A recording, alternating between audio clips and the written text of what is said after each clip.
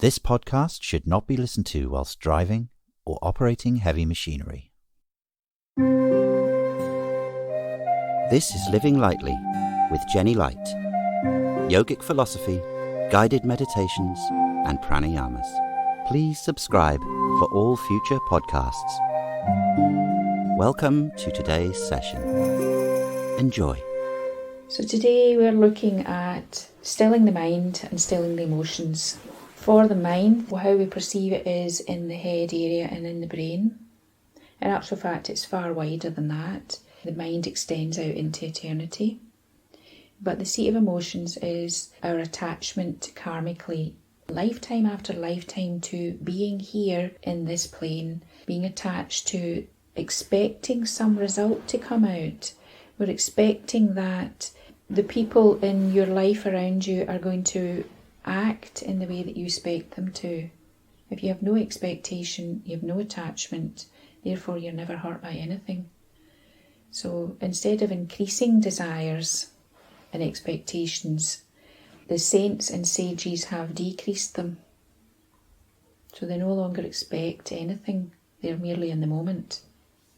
So it's all about letting go of those attachments. And then there are the moments when you are facing something huge, some huge karmic reaction. It could be guilt, it could be blame, it could be anger, it could be fear. You're facing something huge, and your ordinary approaches, which would be to get up, be active, to help someone out, to help your brothers and sisters on the path, or to go and do your yoga practice, get all that static out of the physical, emotional, mental bodies, so that then you can focus and sit in meditation. But if that fails and you're really struggling, then there is the recourse that has been left is to sit in prayer. So in prayer, it quite often is a dialogue, let me say. I would say a monologue sometimes. It's just you speaking into what you perceive to be nothingness. But sincerity is registered to the divine, and that divine is everywhere, right? So don't think of it as small, distant, on a pedestal, then without, everywhere. So as soon as you start to speak, it's heard, and this can be a mental dialogue. As soon as you start to speak, your voice is heard. What the divine can't ignore is your sincerity and your love. As soon as you give your love, then the divine has no recourse but to respond. You get response quicker. The more you love, the more you get response. That is irresistible to be responded to. So the appeal then is to go within and just say, Beloved God, please take this from me, and visualise you're handing it over. You're letting go of all of those threads of attachment. It could be a huge big lump of stuff that you're handing over, but just keep your attention upwards. So not in the seat of emotions, which is down in the lower 3 chakras, not down here in that cesspool sometimes of emotion, but to be focusing upwards. So your gaze is to be towards the third eye, the Ajna chakra, which is above the level of the physical eyes. The physical eyes look out into the third dimensional world. To take your attention inwards and upwards, you are then moving into the realm of the divine. Keep your attention there. Don't let that waver as you appeal. Your eyes can be open or closed. It doesn't make any difference. What is important is that your heart has great sincerity. Prayer makes the shift. You are only making a small proportion of this journey on your own. At some point you'll realise that the divine, either in the form of a guru or of just appeal to God, makes the rest of the shift for you. You're only making 25%. That's how much you can shift. The divine, the hand of the divine then will come in and remove that stopper that is stopping you seeing the reality, the light of your own soul. That stopper that you have placed in will be removed. In my experience, an hour makes a huge shift. In fact, sometimes it's minutes. All that's important is the fact that you have this openness and sincerity in the heart, that you've given up wanting to hold on to it anymore. And it's truly glorious, absolutely blissful beyond belief.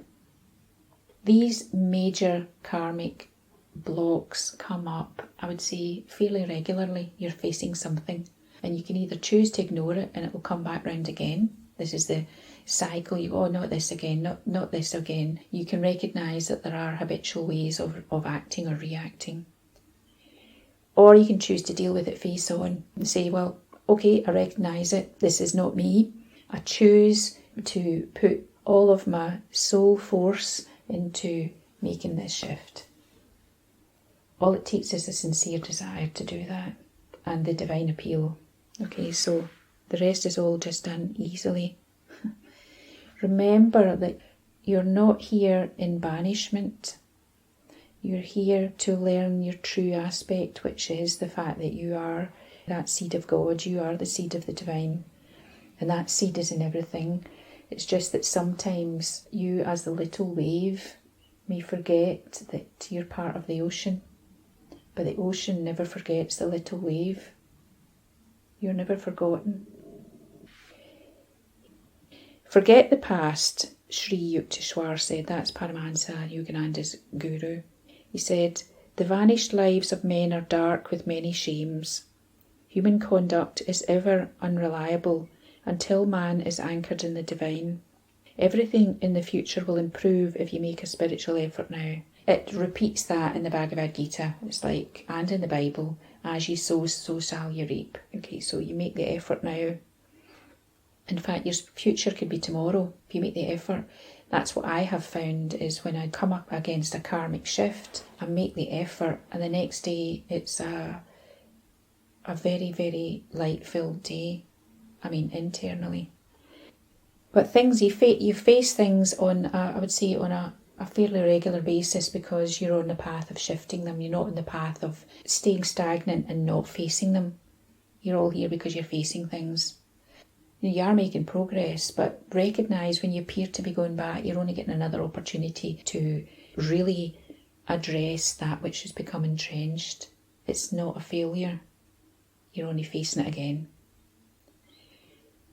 And I think it's a nice way of looking at it because then you find you face it and you make another leap forward. You may have a little fall back, but that's only to ensure that you've actually learnt it. For me, it's a kind of cycle. But I just see that as the process and I'm unperturbed by them now. To be unperturbed, whether it's illness that you're facing or whether it's karmic stuff that you're facing or situations, they merely are what they are. And in the end, it doesn't matter. All that matters is that you're making the shift in here. So today our practice is one of creating a softening. So we're going to start with alternate nostril breath. This is to help to draw our attention in. It's also clearing and purifying. Okay, but you're just focusing on the breath. Then we're working on the Soham breath to bring absolute stillness in the mind. As if the breath were coming in above and behind the eyes and filling the brain. And then we're working on that stillness and release. So if you would like to get yourself upright and be aware of the two sit bones.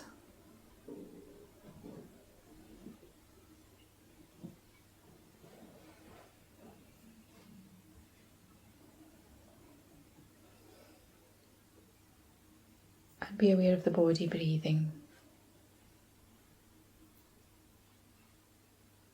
Try to observe the body breathing as if it were someone else. Or rather that the body is not you.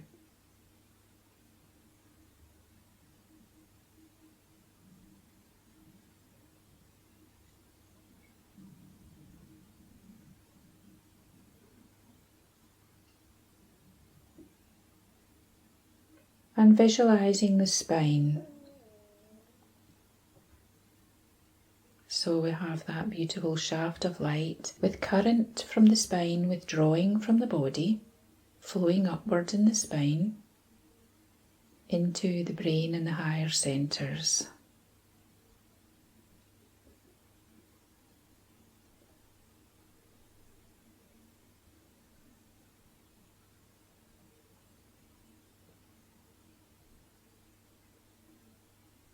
And letting the breath enter the body, let the breath flow away.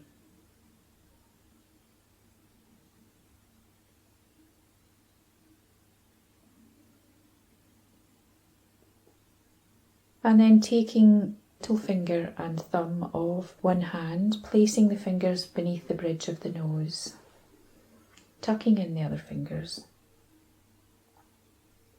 and bringing the elbow into the midline of the body.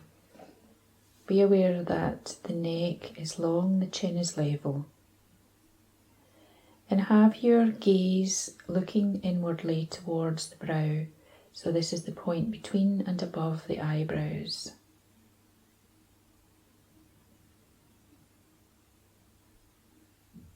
And be aware that the body breathes in. You're not restricting the breath at the moment, you're merely feeling the breath as it transfers through the bridge of the nose with a resonance.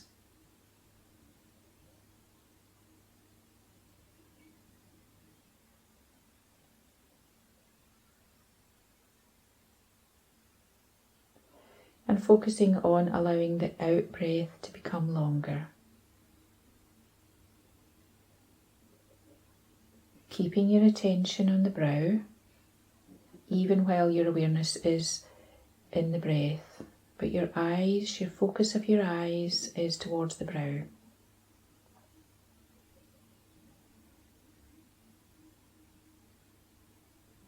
And then closing the right nostril, breathing in through the left.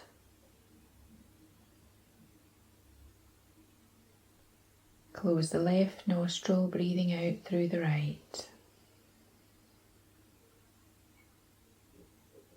Breathing in through the right. Close the right and breathing out through the left.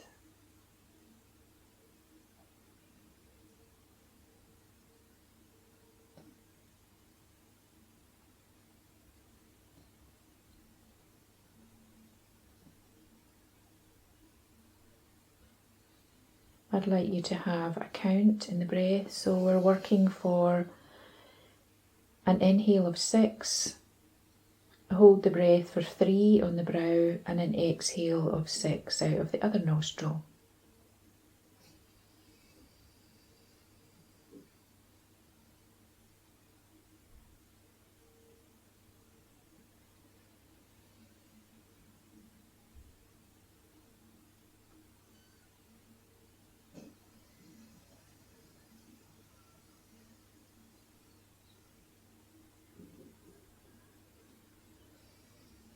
And allowing the breath to become smoother. As you breathe toxins out of the emotional, the mental, the physical, then the breath becomes smoother. It only appears to be ragged because there are some toxins. Waiting until it becomes smooth.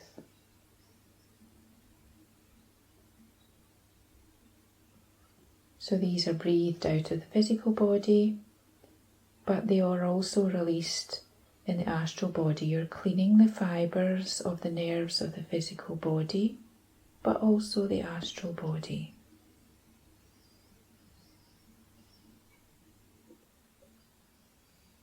A smooth 6 to breathe in, holding the attention, that means holding the eyes on the brow, both eyes, for 3, and a smooth 6 to exhale. Sometimes it helps to even say the word smooth mentally.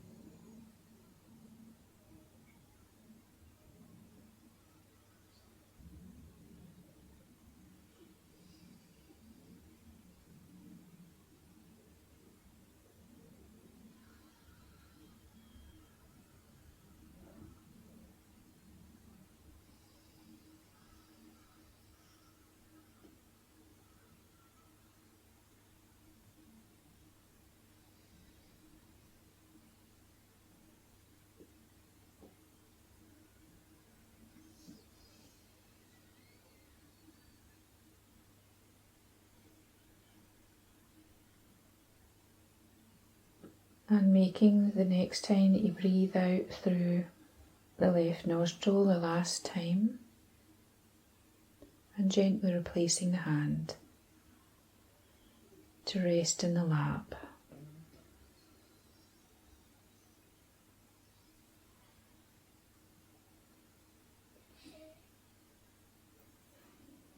And then thinking of the plane of the material, which looks out on the level of the eyes, and taking your attention instead up into the higher realm, which is a short step up onto the brow.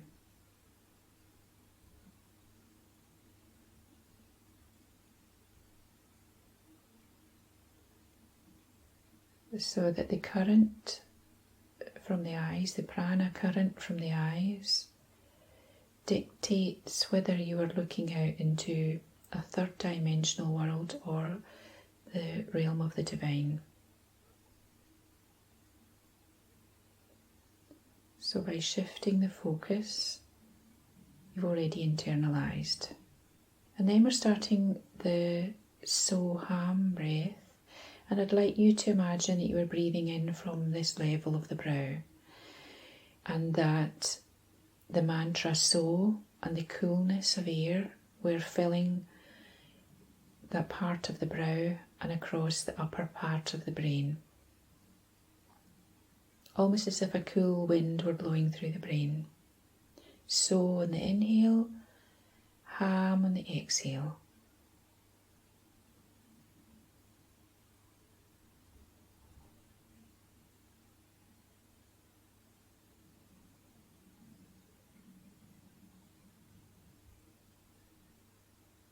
Having that cool breeze blowing over the brain. So on the inhale, and the mental mantra Ham on the exhale.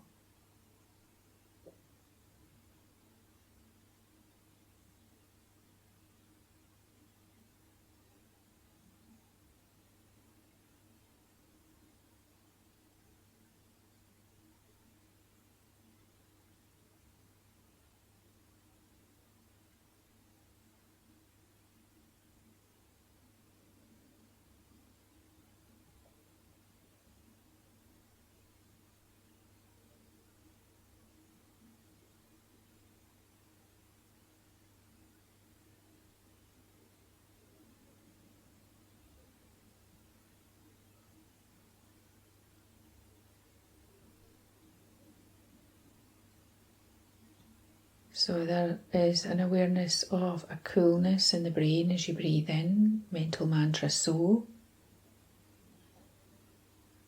and a slight warmer wind blowing through the brain. On the exhale, mental mantra Ham.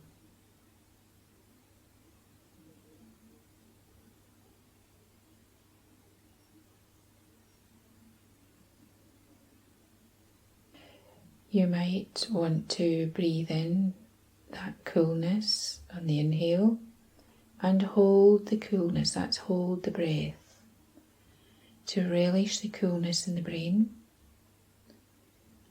before breathing out with the mental mantra Ham.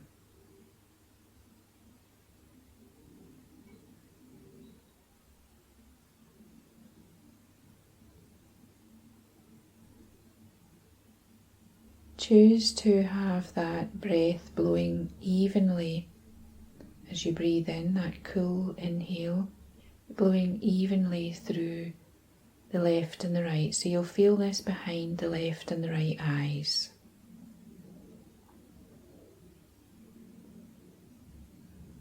Perhaps there's a tendency to only experience that in one side of the body. Make sure that both sides are equal. That equal inhale. So, coolness,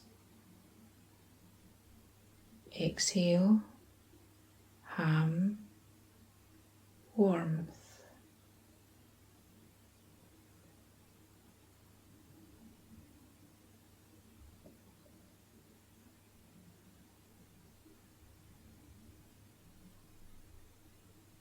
perhaps coming up behind the coolness of the eyes, can we experience that which needs to shift?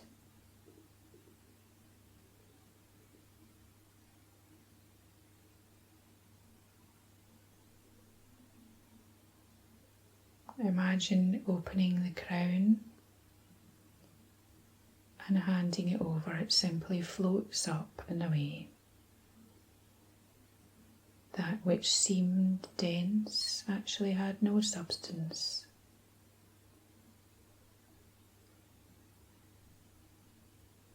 It was an illusion of importance.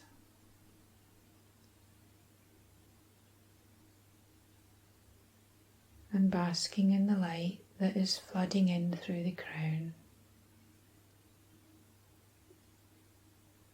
Bathing and illumining the brain.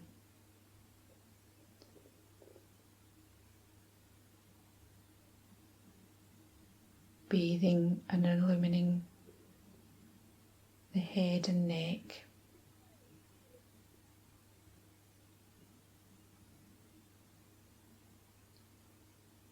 Bathing and illumining the upper chest,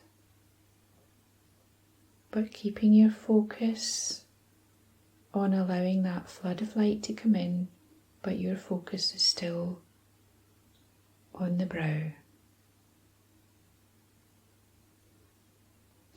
Allowing that flood of light through the crown, the hollowness of the body, the upper chest. Keep your attention on the brow and make your simple request.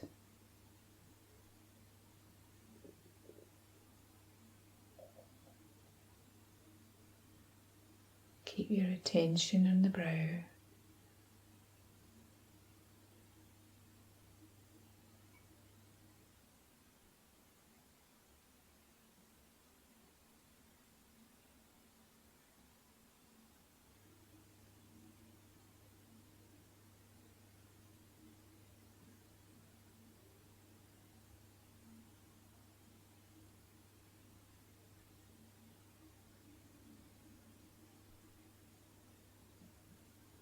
And resuming the Soham breath,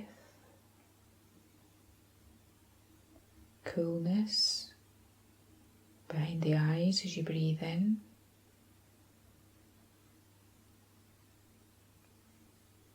and a warmth and releasing behind the breath as you breathe out.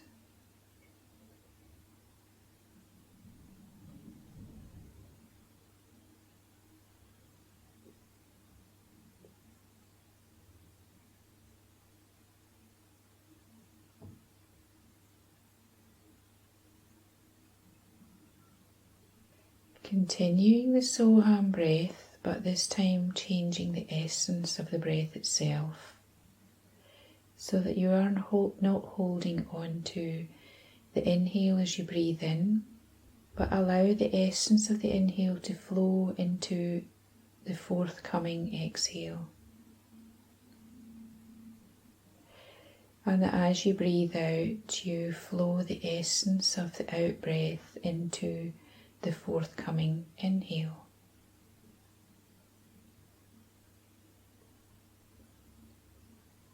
The purpose here is to hand over the graspingness of the breath itself. That you're not holding on to the breath merely flows through. The inhale is offered into the exhale, and the exhale is poured into the forthcoming inhale. So we become a blend like yin and yang. The inhale flows into the exhale, and the exhale is offered into the inhale.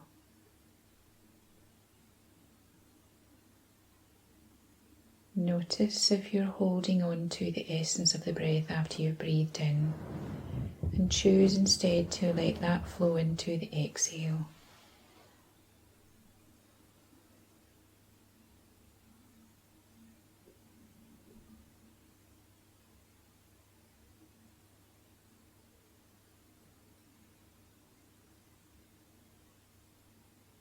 So the physical body is just doing the same inhale and exhale, but the whole precept behind it is different. So we have the inhale, and at the end of the inhale, you are pouring the essence of that inhale into the exhale even before you start to breathe out.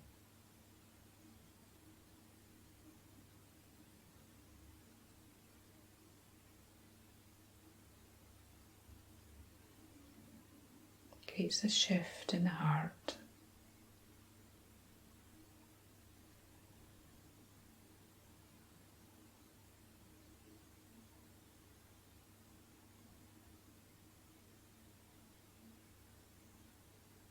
And the same for the exhale as you breathe out, allowing that outpouring breath to be offered into the arising inhale.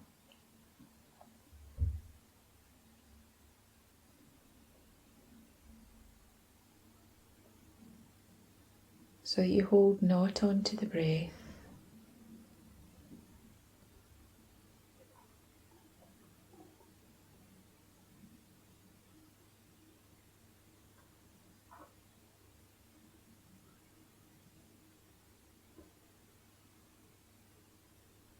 nor onto the essence of your being behind that, behind the breath.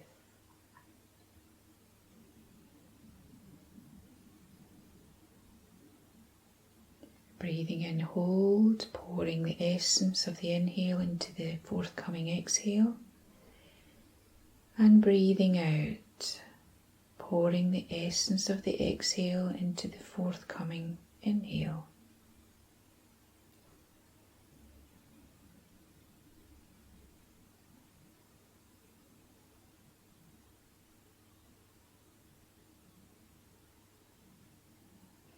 Another 2 breaths.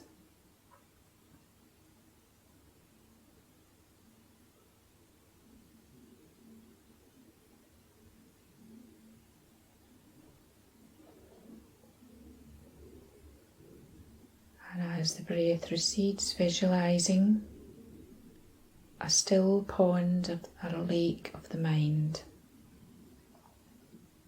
The lake is still, reflecting the surface of the sky, almost so that the lake appears to have a light or luminescence of its own,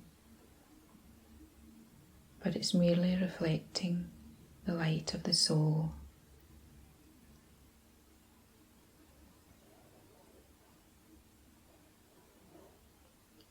And feeling that stillness of the water as it extends in front of the brow, as it extends to the left and the right, and behind.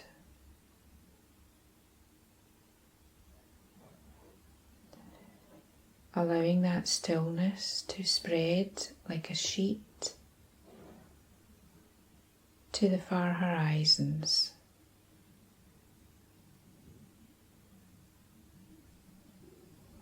So that that stillness is without and within.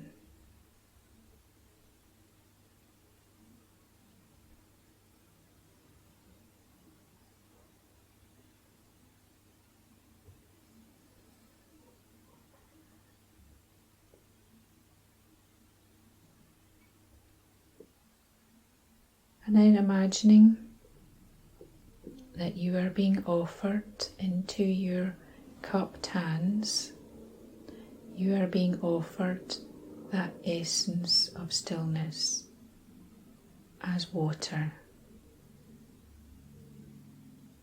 to contain with your outstretched hands.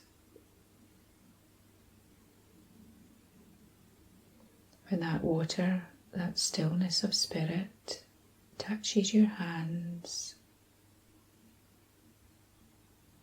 it brings a complete calmness into the heart.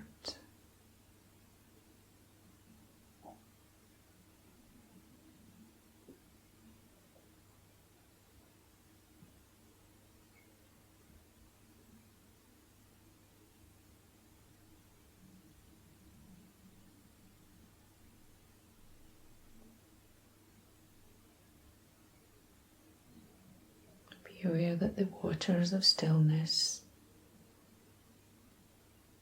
as light, as vibration, are being poured continually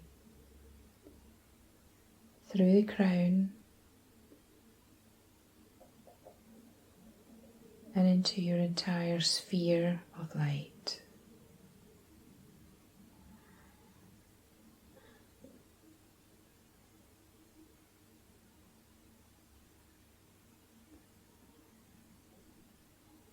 You are held in that stillness.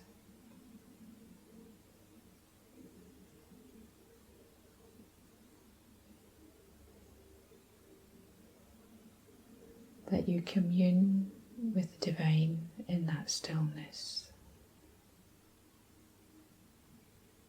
as not separate,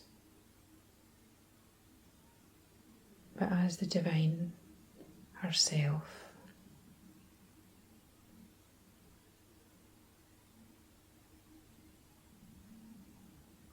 Choosing to amplify that essence of stillness in the heart, that you have a choice at this point as to whether to perpetuate the old, grosser vibration state of being or to focus on that stillness.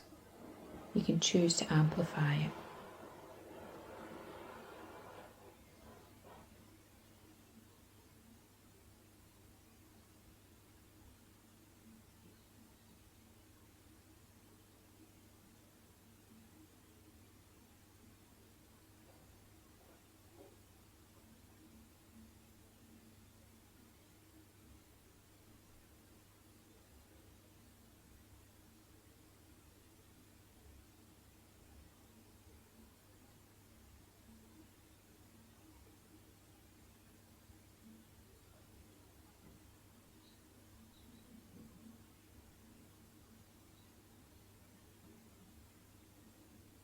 And realizing that you're always held and supported, that you're always loved.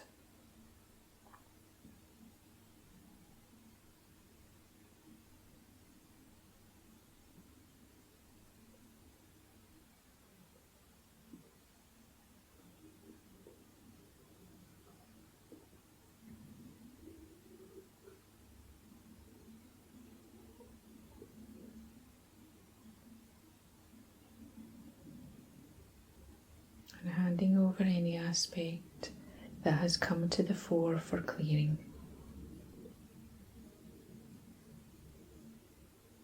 Handing over any attachment behind that aspect.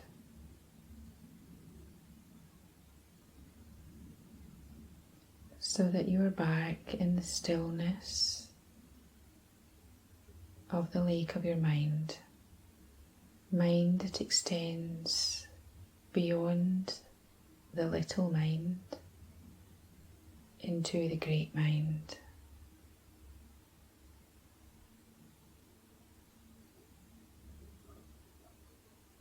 And we're finishing by mentally intoning Om 3 times across that lake of the mind.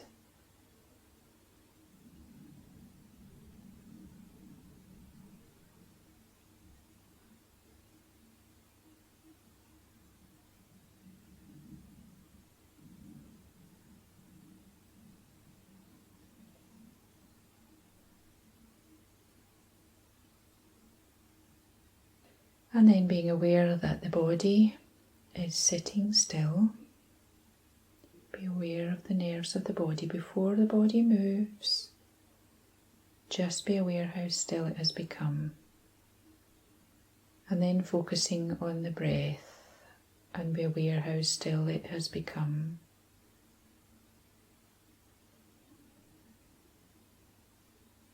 Be aware how quietly functioning the brain has become, but also how expansive, so it no longer functions in just a few neural pathways, but the whole thing.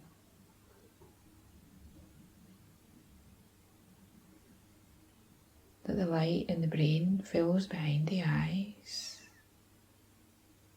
and that light is felt throughout the whole body. There's a lightness in every cell. And just starting to move fingers, moving toes. Bring yourself back into physical movement by rubbing the hands together, cupping the hands over the closed eyes. And then letting the light in the eyes by blinking and coming back into the room. With warmest delight, this podcast was brought to you by Jenny Light. Find out more about Jenny's courses, retreats, workshops and publications at living-lightly.co.uk. Blessings on your spiritual path.